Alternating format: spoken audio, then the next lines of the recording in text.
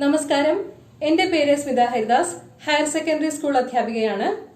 +2 ഫിസിക്സിലെ focus area ആസ്പദമാക്കിയുള്ള ഏതാനും മാതൃകാ ചോദ്യോത്തരങ്ങളാണ് ഇന്നത്തെ ക്ലാസ്സിൽ പരിശോധിക്കുന്നത്. എല്ലാവർക്കും ക്ലാസ്സിലേക്ക് സ്വാഗതം. ഒന്നാമത്തെ ചോദ്യം ഒന്നാം അധ്യായമായ ഇലക്ട്രിക് ചാർജസ് ആൻഡ് ഫീൽഡ്സിൽ നിന്നുള്ളതാണ്. ഏതാനും സ്റ്റേറ്റ്മെന്റ്സ് തന്നിട്ടുണ്ട്. അവ വായിച്ചു നോക്കിയിട്ട് ട്രൂ ഓർ ഫോൾസ് എന്ന് ഉത്തരം എഴുതണം. A body of mass m is charged negatively. State whether the following statements are true or false. A. During charging, there is change in mass of the body.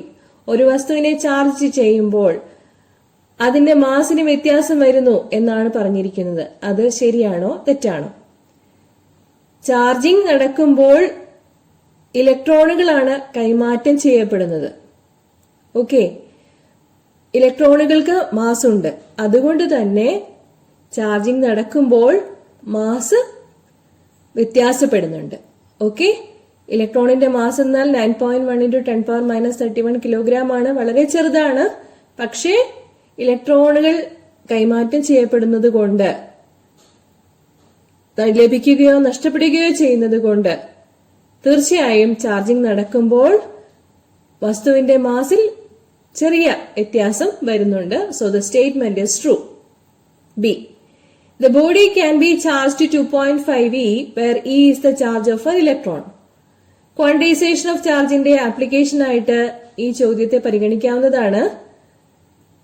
ഒരു വസ്തുവിനെ 2.5 E ആയിട്ട് charge ചെയ്യാൻ പറ്റുമെന്നാണ് ഇതിൽ പറഞ്ഞിരിക്കുന്നത്. അത് ശരിയാണോ? ക്വാണ്ടിസേഷൻ ഓഫ് ചാർജ് പ്രകാരം Q = +or- Ne ആണ്. ഇലക്ട്രോണിക് ചാർജിന്റെ ഇന്റിജർ മൾട്ടിപ്പിൾസ് ആയിട്ടാണ് ചാർജ് ലഭിക്കുകയോ നഷ്ടപ്പെടുകയോ ചെയ്യുന്നത് എന്നാണ് ക്വാണ്ടിസേഷൻ ഓഫ് ചാർജ് പറയുന്നത്. ഇലക്ട്രോണിക് ചാർജിന്റെ പൂർണ്ണ ഗുണിതങ്ങളായിട്ടാണ് ചാർജ് ലഭിക്കുകയോ നഷ്ടപ്പെടുകയോ ചെയ്യുന്നത്. 2.5 എന്ന് പറയുന്നത് പൂർണ്ണസംഖ്യയല്ല. പൂർണ്ണസംഖ്യ ഗുണിതങ്ങളായിട്ടേ ചാർജ് ലഭിക്കാനോ നഷ്ടപ്പെടാനോ സാധിക്കുകയുള്ളൂ. 1, 2, 3 etc. E times C. അങ്ങനെയാണ് ഒരു വസ്തുവിന്റെ ചാർജ് കാണപ്പെടുക. അങ്ങനെയാകുമ്പോൾ ഈ സ്റ്റേറ്റ്മെന്റ് ഫോൾസ് ആണ്. Okay. C. While charging the body by induction new charges are created in it. ഇപ്പൊ ചാർജിംഗ് ബൈ ഇൻഡക്ഷൻ നടക്കുമ്പോൾ പുതിയ ചാർജുകൾ ക്രിയേറ്റ് ചെയ്യപ്പെടുന്നുണ്ടോ എന്നാണ് ചോദ്യം. ചാർജ് ക്രിയേറ്റ് ചെയ്യപ്പെടുന്നൊന്നുമില്ല, ചാർജ് എക്സ്ചേഞ്ച് ചെയ്യപ്പെടുകയാണ് ചെയ്യുന്നത്. Charging a body without direct contact, അതാണ് ചാർജിംഗ് ബൈ ഇൻഡക്ഷൻ എന്നാൽ ഉദ്ദേശിക്കുന്നത്. Charge acquired by the body is opposite to the charging ബോഡിയാണ്. No loss of charge for the charging body. Same charged body can be use to charge different bodies. ഇങ്ങനെ പല കാര്യങ്ങൾ നമുക്ക് charging a body by induction എന്നുള്ളതിനെ സംബന്ധിച്ച് പറയാൻ സാധിക്കും. New charges create ചെയ്യപ്പെടുന്നില്ല. അതുകൊണ്ട് തന്നെ ഈ സ്റ്റേറ്റ്മെന്റ് ഫോൾസ് ആണ്. ഇവിടെ ക്രിയേറ്റ് ചെയ്യപ്പെടുന്നുണ്ട് എന്നാണ് പറഞ്ഞിരിക്കുന്നത്. അത് തെറ്റായ സ്റ്റേറ്റ്മെന്റ് ആണ്. D. The force between two charged objects is less when there is a medium between them. നമുക്ക് ചാർജ്ഡ് ഓബ്ജക്ട്സിന് ഇടയിൽ അനുഭവപ്പെടുന്ന ഫോഴ്സ് കണ്ടുപിടിക്കാനുള്ള ഇക്വേഷൻ കൂളംസ് ലോ പ്രകാരം അറിയാം. ചാർജുകൾക്കിടയിലുള്ള മീഡിയം എന്ന് പറയുന്നത് എയർ അല്ലെങ്കിൽ ഫ്രീ സ്പേസ് ആണെങ്കിൽ F = 1/4πε0 Q1 Q2/r² എന്നതാണ്. അപ്പോ ഇതിനിടയിൽ ഒരു മീഡിയം വന്നു കഴിഞ്ഞാൽ ആ മീഡിയത്തിന്റെ ഡൈഇലക്ട്രിക് കോൺസ്റ്റന്റ് εr കൂടി പരിഗണിക്കേണ്ടതായി വരും. അന്നേരം ഫോഴ്സ് കുറയുന്നത് 1/4πε0 εr Q1 Q2/r² എന്ന രീതിയിലായിരിക്കും. അതായത് 1/εr കണ്ട് കുറയുകയാണ് ചെയ്യുന്നത്. So the force between two charged bodies is less when there is a medium between them. എയറിലുള്ളതിനേക്കാളും ഫോഴ്സ് കുറവായിരിക്കും അവയ്ക്കിടയിൽ മറ്റേതെങ്കിലും മീഡിയം വരുമ്പോൾ. So the statement is true. Okay. രണ്ടാമത്തെ ചോദ്യം, name the electromagnetic waves use for the following applications. ഏതാനും ആപ്ലിക്കേഷനുകൾ തന്നിട്ടുണ്ട്, അതിന് പ്രയോജനപ്പെടുത്തുന്ന ഇലക്ട്രോമാഗ്നറ്റിക് വേവ്സ് ഏതാണെന്ന് പറയണം. A, imaging of bones in human body. നമുക്കറിയാം എക്സ്റേസ് ആണ് ഇമേജിംഗ് ഓഫ് ബോൺസിന് പ്രയോജനപ്പെടുത്തുന്നത്. Mobile phone communication. ഉത്തരം microwaves, radio waves or ultra high frequency waves, UHF. C, remote control of TV sets. Remote കൺട്രോളിൽ ഉപയോഗിക്കുന്നത് infrared rays ആണ്. For sterilising surgical instruments. Surgical instruments sterilise ചെയ്യാൻ വേണ്ടിയിട്ട് UV റേസും gamma റേസും ഉപയോഗിക്കാം. പിന്നെ ഇലക്ട്രോമാഗ്നറ്റിക് സ്പെക്ട്രം കൃത്യമായി പഠിച്ചു വെക്കണം. Gamma rays, X rays, UV rays, visible light, infrared rays, microwaves, radio waves. അതിന് കൃത്യമായ ഓർഡറിൽ ഇൻക്രീസിംഗ് ഓർഡർ ഓഫ് വേവ് ലെങ്തിലോ ഡിക്രീസിംഗ് ഓർഡർ ഓഫ് വേവ് ലെങ്തിലോ അത് കൃത്യമായിട്ട് ഓർത്തു വെക്കണം. ഫ്രീക്വൻസിയുടെ ഓർഡറിലോ വേവ് ലെങ്തിന്റെ ഓർഡറിലോ ഇലക്ട്രോമാഗ്നറ്റിക് സ്പെക്ട്രം പഠിച്ചു വെക്കേണ്ടതാണ്. ഓക്കെ. മൂന്നാമത്തെ ചോദ്യം ഒന്നാം അധ്യായമായ ഇലക്ട്രിക് ചാർജസ് ആൻഡ് ഫീൽഡ്സ് എന്നുള്ളതാണ്. ഗോസസ് തിയറവും അതിന്റെ ആപ്ലിക്കേഷനും വളരെ പ്രധാനപ്പെട്ടതാണ്. ഇലക്ട്രിക് ഫീൽഡ് ഇന്റൻസിറ്റി കണ്ടെത്താനായി ഇവിടെ തന്നിരിക്കുന്നത് ഒരു infinitely long straight uniformly charged വയറാണ്. സിമെട്രിക് ചാർജ് ഡിസ്ട്രിബ്യൂഷൻ കാരണമുള്ള ഇലക്ട്രിക് ഫീൽഡ് ഇന്റൻസിറ്റി കണ്ടെത്താനായിട്ടാണ് ഗോസസ് തിയറം വളരെ സൗകര്യപ്രദമായി ഉപയോഗിക്കാനാവുന്നത്. ചോദ്യങ്ങൾ ജസ്റ്റ് ഒന്ന് വായിക്കുകയാണ്. Consider an infinitely long straight uniformly charged wire with linear charge density lambda. A, to find the electric field at P located at a distance r from the line charge, describe an appropriate Gaussian surface. Line ചാർജിനെ പറ്റിയ Gaussian surface ഏതാണെന്നാണ് ചോദ്യം. നമുക്കറിയാം അത് cylinder ആണെന്ന്. തുടർന്ന് explain ചെയ്യാം. B part, define electric flux. Write a mathematical expression for the electric flux. Electric flux phi എന്ന Greek alphabet ഉപയോഗിച്ചാണ് സൂചിപ്പിക്കാറുള്ളത്. Electric flux phi equal to surface integral vector E dot vector ds is equal to 1/ε0 q. നമുക്ക് detail ചെയ്യാം.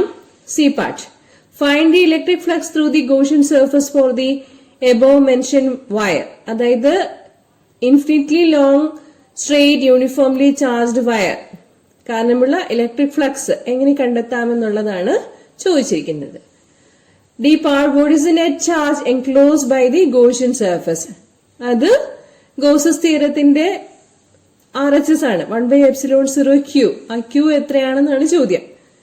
ഈ part, apply Gauss's theorem to find the electric field at P for the above mentioned charged wire. നമ്മുടെ derivation ആണ് infinitely long straight uniformly charged wire. അത് കാരണമുള്ള electric field intensity കണ്ടുപിടിക്കാനുള്ള derivation. അപ്പൊ ഇത്രയും കാര്യങ്ങൾ പറഞ്ഞതെല്ലാം ഒന്നിനെ ആസ്പദമാക്കി തന്നെയാണ്. ഇൻഫിനിറ്റ്ലി ലോങ് സ്ട്രെയിറ്റ് കണ്ടക്ടർ ആണ് ഈ 5 പാർട്ടുകളിലും വന്നിരിക്കുന്നത്. ആറാമത്തെ ഭാഗത്തില് ചോദിച്ചിരിക്കുന്നത് എന്താന്ന് വെച്ചാൽ, compare the electric field for the above case with that of a field of uniformly charge infinite plane sheet. അപ്പൊ ലൈൻ ചാർജിനെ പ്ലെയിൻ ഷീറ്റ് ഓഫ് ചാർജുമായിട്ട് കമ്പയർ ചെയ്യാനാണ് പറഞ്ഞിരിക്കുന്നത്. ഉത്തരങ്ങൾ അല്പം കൂടി വിശദമായി നമുക്ക് പരിശോധിക്കാം. നമ്മുടെ മൂന്നാമത്തെ ചോദ്യത്തിന് 6 ഭാഗങ്ങളാണുള്ളത്. ആദ്യത്തെ 5 ഭാഗങ്ങളുടെ ഉത്തരമാണ് ഇപ്പൊ സ്ക്രീനിൽ കണ്ടുകൊണ്ടിരിക്കുന്നത്. A part, to find the electric field at P located at a distance small r from the line charge, describe an appropriate Gaussian surface. നമുക്കറിയാം യൂണിഫോം ചാർജ് ഡിസ്ട്രിബ്യൂഷൻ ആണ് r അകലത്തിൽ ലൈൻ ചാർജിൽ നിന്നും ഉള്ളതെന്ന്. അങ്ങനെയാകുമ്പോൾ അപ്രോപ്രിയേറ്റ് ഗോഷ്യൻ സർഫസ് സിലിണ്ടർ ആവുകയേ തരമുള്ളൂ. So the answer is a cylinder. B part, define electric flux. Write the mathematical expression for the electric flux. Phi equal to surface integral vector E dot vector ds is equal to 1/ε0 into q. അതാണ് ഫൈയുടെ expression. അതായത് ഒരു സർഫസിന് perpendicular ആയിട്ടുള്ള electric field intensity കണ്ടുപിടിക്കാൻ വേണ്ടിയിട്ടാണ് Gauss's theorem apply ചെയ്യുന്നത്. C part. Find the total electric flux through the Gaussian surface for the above mentioned closed surface. ഇപ്പൊ ഇവിടെ നമ്മുടെ ഗോഷ്യൻ സർഫസ് ഒക്കെ എടുത്തിട്ട് ടോട്ടൽ ഇലക്ട്രിക് ഫ്ലക്സ് കണ്ടുപിടിച്ച് ഇലക്ട്രിക് ഫീൽഡ് ഇന്റൻസിറ്റി കാണാനാണ് ആവശ്യപ്പെട്ടിരിക്കുന്നത്. ഒരു സിലിണ്ടറിനെ സംബന്ധിച്ചിടത്തോളം നമുക്കറിയാം, രണ്ട് ഫ്ലാറ്റ് ഫേസസും ഉണ്ട്, ഒരു കേർഡ് ഫേസും ഉണ്ട്. വക്രമുഖം എടുക്കുമ്പോൾ പി എന്ന പോയിന്റ് ഉൾക്കൊള്ളുന്ന കേർഡ് ഫേസ് അല്ലെങ്കിൽ വക്രമുഖം എടുക്കുമ്പോഴേക്കും ഇലക്ട്രിക് ഫീൽഡും അതുപോലെ ആ പി എന്ന പോയിന്റിന് നോർമൽ ആയിട്ടുള്ള ഏരിയ വെക്ടറും ഒരേ ഡിറക്ഷനിലാണ്. അതുകൊണ്ട് ഇലക്ട്രിക് ഫീൽഡിന്റെയും ഏരിയയുടെയും പ്രോഡക്റ്റ് എന്ന് പറയുന്നതാണ് അവിടുത്തെ ഫ്ലക്സ് വരിക. കേർഡ് ഫേസിന്റെ ഏരിയ എന്ന് പറയുന്നത് 2πRL ആണ്, where R is the radius of the cylinder and L is the length of the cylinder. Okay, ഇനി രണ്ട് ഫ്ലാറ്റ് ഫേസസ് എടുക്കുകയാണെങ്കിൽ ഇലക്ട്രിക് ഫീൽഡും ഏരിയ വെക്ടറും പെർപെൻഡിക്കുലർ ആയിട്ടാണ് വരുന്നത്. മുകളിലത്തെയും താഴത്തെയും ഭാഗം നോക്കുക. ഇലക്ട്രിക് ഫീൽഡും നോർമൽ ഏരിയ വെക്ടറും കാണിച്ചിരിക്കുന്നതിന്റെ ഇടയിലുള്ള ആംഗിൾ 90 ഡിഗ്രിയാണ്. അപ്പോൾ vector E dot vector D S എന്ന് എടുക്കുമ്പോൾ ഇലക്ട്രിക് ഫീൽഡിന്റെയും ഏരിയ വെക്ടറിന്റെയും ഡോട്ട് പ്രോഡക്റ്റ് എടുക്കുമ്പോൾ കോസ് 90 വരും. കോസ് 90 0 ആയതുകൊണ്ട് അവിടുത്തെ കൂടിയുള്ള ഫ്ലക്സ് പരിഗണിക്കാനില്ല, കാരണം അവിടെ ഫ്ലക്സ് 0 ആയിരിക്കും. ഓക്കെ, സോ നമ്മുടെ ഗോസസ് തിയറത്തിന്റെ സ്റ്റേറ്റ്മെന്റ് ഇ ഇൻറ്റു 2πRL ആകും. Phi equal to E into 2πRL. ഇനി ആർ എച്ച് എസ് ആണ് കണ്ടുപിടിക്കാനുള്ളത്. ആർ എച്ച് എസ് എന്ന് പറഞ്ഞു കഴിഞ്ഞാൽ phi equal to Q by epsilon 0 ആണ്. What is Q in the case of a line charge? നമുക്ക് linear charge density lambda അറിയാം. Lambda equal to Q by L ആണ്. So Q equal to lambda into L ആണ്. അങ്ങനെ E into 2πRL equal to 1/ε0 into Q എന്നതിന് പകരം lambda L by epsilon 0 എന്ന് കൊടുക്കുമ്പോൾ നമുക്ക് എക്സ്പ്രഷൻ കിട്ടുക E equal to lambda by 2πε0 into R എന്നാണ്. മാഗ്നിറ്റ്യൂഡ് മാത്രം എടുക്കുമ്പോൾ. Okay, electric field intensity at a point P distant R from the line charge. The value is E equal to lambda by 2πε0 into R. Okay. ഇപ്പോൾ നമ്മളോട് ആവശ്യപ്പെട്ടിരിക്കുന്ന കാര്യങ്ങളെല്ലാം ആയിക്കഴിഞ്ഞു. Apply Gauss's theorem to find the electric field at P for the above mentioned charged wire. Write the expression for the electric field E equal to lambda by 2πε0 into R. Okay. ഈ expression ഓർത്തിരിക്കണം. ഇനി നമുക്ക് infinite plane sheet of charge കാരണമുള്ള electric field intensity കാണണം. ഇതാണ് second application. നമുക്ക് electric field intensity കണ്ടുപിടിക്കാനുള്ള പോയിന്റിലേക്കുള്ള ഡിസ്റ്റൻസിനെ അപേക്ഷിച്ച് ഷീറ്റിന്റെ നീളം വളരെ കൂടുതലാണെങ്കിൽ ആ ഷീറ്റിനെ നമുക്കൊരു ഇൻഫിനിറ്റ് ഷീറ്റ് എന്ന് പറയാം. ഫോർ എക്സാമ്പിൾ, ഇപ്പൊ ബോർഡ് എടുക്കുകയാണെങ്കിൽ ബോർഡിനൊരു 2 മീറ്റർ നീളമുണ്ടെന്ന് വിചാരിച്ചോളൂ. ഇലക്ട്രിക് ഫീൽഡ് ഇന്റൻസിറ്റി കണ്ടുപിടിക്കാനുള്ള പോയിന്റിലേക്ക് ബോർഡിൽ നിന്നുള്ള പെർപെൻഡിക്കുലർ ഡിസ്റ്റൻസ് 1 സെന്റിമീറ്റർ ഉള്ളെന്ന് വിചാരിച്ചോളൂ. ഈ 1 സെന്റിമീറ്ററിനെ അപേക്ഷിച്ച് നോക്കുമ്പോൾ 2 മീറ്റർ നീളമുള്ള ബോർഡ് എന്ന് പറയുന്നത് ഇൻഫിനിറ്റ് പ്ലെയിൻ ഷീറ്റ് ആയിട്ട് തന്നെ പരിഗണിക്കാവുന്നതാണ്. ഓക്കെ, അത്തരത്തിലുള്ള ഒരു ഇൻഫിനിറ്റ് ഷീറ്റിന്റെ ഒരു ഭാഗമാണ് ഇവിടെ കാണിച്ചിരിക്കുന്നത്. പി എന്ന പോയിന്റിലെ ഇലക്ട്രിക് ഇന്റൻസിറ്റി ആണ് കണ്ടുപിടിക്കാനുള്ളത്. നമുക്ക് എന്ത് വേണം? ഗോഷ്യൻ സർഫസ് വേണം. പി എന്ന പോയിന്റ് ഉൾക്കൊള്ളുന്ന രീതിയിൽ ഗോഷ്യൻ സർഫസ് പാരലപ്പിപ്പഡ് ആയിട്ടോ അല്ലെങ്കിൽ സിലിണ്ടറിക്കൽ ആയിട്ടോ പരിഗണിക്കാവുന്നതാണ്. ഇവിടെ കാണിച്ചിരിക്കുന്നത് പാരലപ്പിപ്പഡ് ആണ്. സിലിണ്ടറിക്കൽ ആയിട്ട് എടുത്താലും സെയിം റിസൾട്ട് തന്നെ ആപ്ലിക്കബിൾ ആണെന്ന് കാണാവുന്നതാണ്. ഇലക്ട്രിക് ഫീൽഡ് എപ്പോഴും റേഡിയലി ഔട്ട്വേർഡ്സ് ആണ്. റേഡിയൽ ആയതുകൊണ്ട് ഷീറ്റിന് സിമെട്രിക് ആയിട്ട് ഇവിടെ കാണിച്ചിരിക്കുന്ന 1 and 2 രണ്ട് പോയിന്റുകളിലെയും ഇലക്ട്രിക് ഇന്റൻസിറ്റി ഒന്ന് തന്നെയായിരിക്കും എന്ന് മനസ്സിലാക്കാൻ ബുദ്ധിമുട്ടൊന്നുമില്ല. അവിടുത്തെ എലിമെന്റൽ ഏരിയ ക്യാപിറ്റൽ എ ആണെന്നിരിക്കട്ടെ. 1 and 2 മാർക്ക് ചെയ്തിരിക്കുന്ന പോയിന്റുകളിലെ എലിമെന്റൽ ഏരിയ ക്യാപിറ്റൽ എ ആണെന്നിരിക്കട്ടെ. ഈ രണ്ട് ഏരിയകളിൽ കൂടിയുള്ള ഫ്ലക്സ് മാത്രം നമുക്ക് പരിഗണിച്ചാൽ മതിയാകും. ഓക്കെ, കാരണം ഗോഷ്യൻ സർഫസ് എടുക്കുന്ന പാരലപ്പിപ്പഡിന്റെ 4 വശങ്ങളിൽ, അതല്ലെങ്കിൽ സിലിണ്ടർ എടുക്കാന്ന് പറഞ്ഞു, സിലിണ്ടർ ആകുമ്പോൾ സിലിണ്ടറിന്റെ കേർഡ് റീജിയണിൽ കൂടിയുള്ള ഫ്ലക്സ് 0 ആയിരിക്കും. പാരലപ്പിപ്പഡിന്റെ 4 വശങ്ങളിൽ കൂടിയുള്ള ഫ്ലക്സ് 0 ആയിരിക്കും. അതുപോലെ തന്നെ സിലിണ്ടറിന്റെ എടുക്കുകയാണെങ്കിൽ സിലിണ്ടറിന്റെ കേർഡ് സർഫസിൽ കൂടിയുള്ള ഫ്ലക്സ് 0 ആയിരിക്കും. ഓക്കെ, അവിടെ വരുന്നത് തീറ്റ ഈക്വൽ ടു 90 ഡിഗ്രി ആണ്. ഇപ്പൊ കോസ് 90 എടുക്കുമ്പോൾ 0 എന്ന് വരുന്നതായിരിക്കും. 1 എന്നും 2 എന്നും കൊടുത്തിരിക്കുന്ന ഫ്ലാറ്റ് സർഫസുകൾ ഒരുമിച്ച് പരിഗണിക്കുമ്പോൾ നമുക്ക് ഇലക്ട്രിക് ഫീൽഡ് ഇൻടു ഏരിയ എന്ന് വരുന്നത് 2EA എന്നാകും. LHS വരുന്ന സർഫസ് ഇന്റഗ്രൽ E.ds എന്ന് വരുന്നത് 2EA എന്നായിട്ട് വരുന്നതായിരിക്കും. ഇപ്പൊ 2 ഫ്ലാറ്റ് സർഫസുകൾ വരുന്നത് കൊണ്ടാണ് 2 എന്ന ഫാക്ടർ വന്നിരിക്കുന്നതെന്ന് പ്രത്യേകം മനസ്സിലാക്കുക. Plane sheet of charge എടുക്കുമ്പോഴാണ്.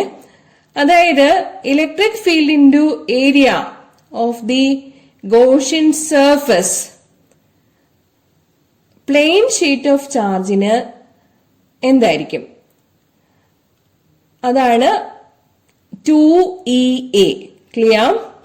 Charge density sigma equal to Q/A ആണ്. അപ്പം സർഫസ് ചാർജ് ഡെൻസിറ്റി സിഗ്മ എന്ന് ഡിഫൈൻ ചെയ്യുമ്പോൾ സിഗ്മ ഈക്വൽ ടു Q/A ആണ്. Q equal to sigma A ആണ്. അപ്പോ LHSഉം RHSഉം ആയി കഴിഞ്ഞു. ഗോസസ് തിയറത്തിന്റെ സ്റ്റേറ്റ്മെന്റ് അപ്ലൈ ചെയ്ത് കൊടുക്കാം. LHSല് 2EA വരും, RHSല് സിഗ്മ A വരും, or E equal to sigma by 2ε0. Okay, E equal to sigma by 2ε0 എന്ന് വെറുതെ പറയുന്നത് അതിന്റെ മാഗ്നിറ്റ്യൂഡ് മാത്രമാണ്. ഇലക്ട്രിക് ഫീൽഡ് ഒരു വെക്ടർ ക്വാണ്ടിറ്റി ആയതുകൊണ്ട് വെക്ടർ ഫോമില് പറയണം. Vector E equal to sigma by 2ε0 into N cap. N ക്യാപ്പിന്റെ ഡയറക്ഷൻ ഇവിടെ കാണിച്ചിരിക്കുന്നത് ശ്രദ്ധിക്കുക. What is N cap? N cap is a unit vector normal to the plane and going away from it. Okay, unit vector going away from it, അതാണ് നമ്മുടെ N cap എന്ന് പറയുന്നത്. ഈ ഡെറിവേഷനും അതുപോലെ ഇലക്ട്രിക് ഫീൽഡിന്റെ എക്സ്പ്രഷനും സിഗ്മ ബൈ 2ε0 അത് വളരെ important ആയിട്ടാണ് ഉള്ളതാണ്. നമ്മൾ അടുത്ത ചാപ്റ്ററിൽ പാരലൽ പ്ലേറ്റ് കപ്പാസിറ്റർ പഠിക്കുമ്പോൾ E equal to sigma by 2ε0 എന്നുള്ള എക്സ്പ്രഷന് ആപ്ലിക്കേഷൻ വരുന്നുണ്ട്. ഈ എക്സ്പ്രഷന് മറ്റൊരു പ്രത്യേകതയും കൂടിയുണ്ട്. അതായത് P എന്ന പോയിന്റിലേക്കുള്ള ഡിസ്റ്റൻസ് ആയ R-നെ ഇലക്ട്രിക് ഫീൽഡ് ഇന്റൻസിറ്റിയുടെ വാല്യൂ ഡിപ്പെൻഡ് ചെയ്യുന്നില്ല. ഓക്കെ, ഈ എക്സ്പ്രഷനിൽ R വരുന്നില്ലല്ലോ. സോ ദ ഡിസ്റ്റൻസ് R-നെ ഡിപ്പെൻഡ് ചെയ്യുന്നില്ല. Intensity due to an infinite plane sheet of charge is independent of the distance to the point R. Okay, hence we say that the electric field is uniform throughout. Okay, ഡിസ്റ്റൻസിന്റെ value വന്നു കഴിഞ്ഞാൽ മാത്രമേ എന്താ പറയാ electric field ഇന്റൻസിറ്റിയുടെ value R-നെ depend ചെയ്യുന്നു എന്ന് പറയാൻ സാധിക്കുകയുള്ളൂ. ഇവിടെ പ്ലെയിൻ ഷീറ്റ് ഓഫ് ചാർജ് കാരണമുള്ള ഇലക്ട്രിക് ഫീൽഡ് ഇന്റൻസിറ്റി എന്ന് പറയുന്നത് യൂണിഫോം ത്രൂ ഔട്ട് ആയിരിക്കും. ഓക്കെ. മൂന്നാമത്തെ ചോദ്യത്തിന്റെ ലാസ്റ്റ് പാർട്ടാണ് നമ്മളിപ്പോൾ ഡിസ്കസ് ചെയ്ത് കഴിഞ്ഞത്. ചോദ്യം ഇതായിരുന്നു, compare the electric field for the above case with that of the field of uniformly charged infinite plane sheet of charge. Line ചാർജിനെയും പ്ലെയിൻ ഷീറ്റ് ഓഫ് ചാർജിനെയും കമ്പയർ ചെയ്യാനാണ് നമ്മളോട് പറഞ്ഞിരിക്കുന്നത്. ഇലക്ട്രിക് ഫീൽഡ് ഇന്റൻസിറ്റി രണ്ട് കേസിൽ നമ്മൾ കണ്ടു കഴിഞ്ഞു. ലൈൻ ചാർജിനെ സംബന്ധിച്ചിടത്തോളം E = λ/2πε0 r ആണ്. പ്ലെയിൻ ഷീറ്റ് ഓഫ് ചാർജിനെ സംബന്ധിച്ചിടത്തോളം E = σ/2ε0 ആണ്. അതായത് the electric field intensity due to an infinitely long charged wire depends on distance. അല്ലെ, E = λ/2πε0 r എന്ന് പറയുമ്പോൾ അവിടത്തേക്ക് ഡിസ്റ്റൻസ് r വരുന്നുണ്ട്. For infinite plane sheet of charge distance പരിഗണിക്കുന്നേ ഇല്ല. E = σ/2ε0 മാത്രമാണ് എക്സ്പ്രഷനിൽ വരുന്നത്. അതായത് ലൈൻ ചാർജിനെ സംബന്ധിച്ചിടത്തോളം നോൺ യൂണിഫോം ആണ് ഇലക്ട്രിക് ഫീൽഡ്. ആറ് യൂണിഫോം ആയിട്ടുള്ള എല്ലായിടത്തും ഇലക്ട്രിക് ഫീൽഡിന് ഒരു വാല്യൂ ആയിരിക്കും. ആറിന്റെ വാല്യൂ മാറുന്നതിനനുസരിച്ച് ഇലക്ട്രിക് ഫീൽഡ് ഇന്റൻസിറ്റിയുടെ വാല്യൂ മാറിക്കൊണ്ടിരിക്കും. പക്ഷേ പ്ലെയിൻ ഷീറ്റ് ഓഫ് ചാർജിനെ സംബന്ധിച്ചിടത്തോളം E = σ/2ε0 ആയിരിക്കും. അപ്പോൾ അത് ഡിസ്റ്റൻസിനെ ഡിപ്പെൻഡ് ചെയ്യാത്ത ഒരു ക്വാണ്ടിറ്റി ആണ് electric field intensity plane sheet of ചാർജിന്റെ കാര്യത്തിൽ ഉള്ളത്. വ്യക്തമായി കാണും എന്ന് വിചാരിക്കുന്നു. ഓക്കെ, ഇന്നത്തെ ക്ലാസ്സിൽ കാണുന്ന last question electrostatic potential and capacitance എന്ന 2ാം അധ്യായത്തിലെ കപ്പാസിറ്റർ എന്ന ഭാഗത്ത് നിന്നുള്ളതാണ്. ചോദ്യം വായിക്കുന്നു. A capacitor is a device used for storing charges as well as energy. It is based on a property called capacitance. Right the SI unit of capacitance and define it. Capacitor എന്തിനാണ് ഉപയോഗിക്കുന്നതെന്ന് നമുക്കറിയാം. Electrical ചാർജും എനർജിയും store ചെയ്ത് വെക്കാനുള്ള device ആണ് capacitor. അങ്ങനെ electrical ചാർജും എനർജിയും സ്റ്റോർ ചെയ്ത് വെക്കാനുള്ള കപ്പാസിറ്ററിന്റെ കഴിവിനെ പറയുന്ന പേരാണ് കപ്പാസിറ്റൻസ്. കപ്പാസിറ്റൻസിന്റെ SI യൂണിറ്റ് എന്താണെന്നാണ് ചോദ്യം. അതിന് ഡിഫൈൻ ചെയ്യാനും പറഞ്ഞിട്ടുണ്ട്. SI unit of capacitance farad ആണ്. FARAD. എല്ലാം സ്മോൾ ലെറ്റേഴ്സിൽ എഴുതണം. സിമ്പിൾ ആയിട്ട് ക്യാപിറ്റൽ F എന്ന് കൊടുക്കാം. ഈ 1 ഫാരഡിനെ എങ്ങനെയാണ് ഡിഫൈൻ ചെയ്യുക?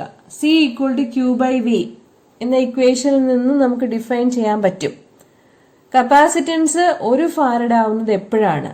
Charge Q rises its potential by 1 volt. അന്നേരമുള്ള കപ്പാസിറ്റൻസിനെ പറയുന്ന പേരാണ് 1 farad. Capacitance is 1 farad if 1 coulomb charge raises its potential by 1 volt. C = Q/V എന്ന ഇക്വേഷനിൽ നിന്ന് നമുക്ക് കപ്പാസിറ്റൻസിനെ ഡിഫൈൻ ചെയ്യാൻ പറ്റും. Okay, B part. You are given 2 capacitors, 2 microfarad and 3 microfarad values. What are the maximum and minimum values of capacitance that can be obtained by combining them? ഇപ്പോൾ capacitance combination സീരീസിലും പാരലലിലും കൊടുക്കാവുന്നതാണ്.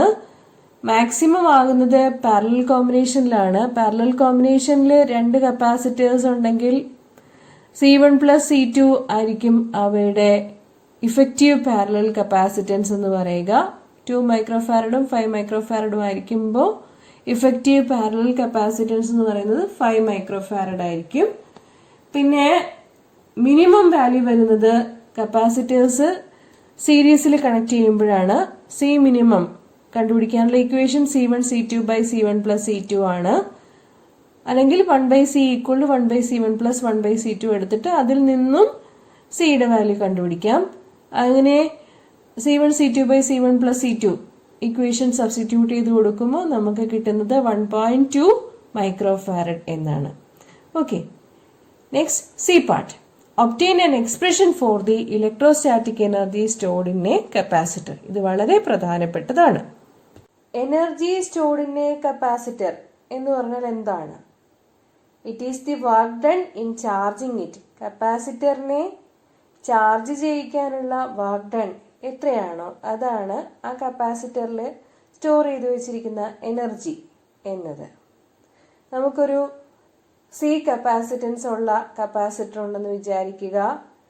Small Q ആണ് അതിന്റെ charge, ഏതെങ്കിലും ഒരു ഇൻസ്റ്റന്റിലെ എന്ന് വിചാരിക്കുക. അന്നേരമുള്ള potential V ആണെന്നിരിക്കട്ടെ.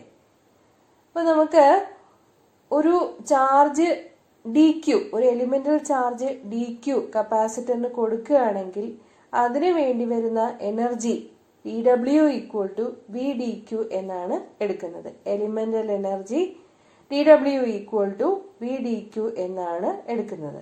പക്ഷെ പൊട്ടൻഷ്യലിന്റെ ഇക്വേഷൻ നമുക്കറിയാം, V equal to Q by C എന്നതാണ്. ടോട്ടലായിട്ട് ചാർജ് ചെയ്യിക്കേണ്ടത് സീറോ ചാർജിൽ നിന്ന് ക്യൂ ചാർജിലേക്കാണ്. സോ ടോട്ടൽ വർക്ക് ഡൺ അതായിരിക്കും energy stored in the capacitor, and that is given by W equal to integral 0 to Q V dq, and that is equal to integral 0 to Q by C dq. 1 by C എന്നുള്ളത് constant ആണ്, അതിന് variation വരുന്നില്ല. പിന്നെ integral 0 to Q dq ആണ് നമുക്ക് എടുക്കേണ്ടത്. Integral 0 to Q dq ന്റെ value Q²/2 ആണ്. അതിന്റെ ലിമിറ്റ്സ് അപ്ലൈ ചെയ്ത് കൊടുക്കുക. അപ്പർ ലിമിറ്റ് ക്യാപിറ്റൽ ക്യൂവും ലോവർ ലിമിറ്റ് 0യും കൊടുക്കുമ്പോഴേക്കും നമുക്ക് എനർജി സ്റ്റോർഡിന്റെ കപ്പാസിറ്റർ ഓർ വർക്ക് ഡൺ എന്നത് കിട്ടുക ഹാഫ് Q²/C എന്നായിരിക്കും. ഓക്കെ, 1/C ഇൻറ്റു Q²/2 അതാണ് half Q²/C. Q equal to CV എന്നുള്ള എക്സ്പ്രഷൻ കൊടുക്കുമ്പോൾ വർക്ക് ഡണ്ണിന്റെ എക്സ്പ്രഷൻ കിട്ടുക ഹാഫ് CV² എന്നും ആയിരിക്കും. അപ്പോൾ പലതരത്തില് നമുക്ക് വർക്കിന്റെ എക്സ്പ്രഷൻ എഴുതാനാവും. എനർജി സ്റ്റോർഡിന്റെ കപ്പാസിറ്റർ U എന്ന അക്ഷരം ഉപയോഗിച്ച് സൂചിപ്പിക്കാറുണ്ട്.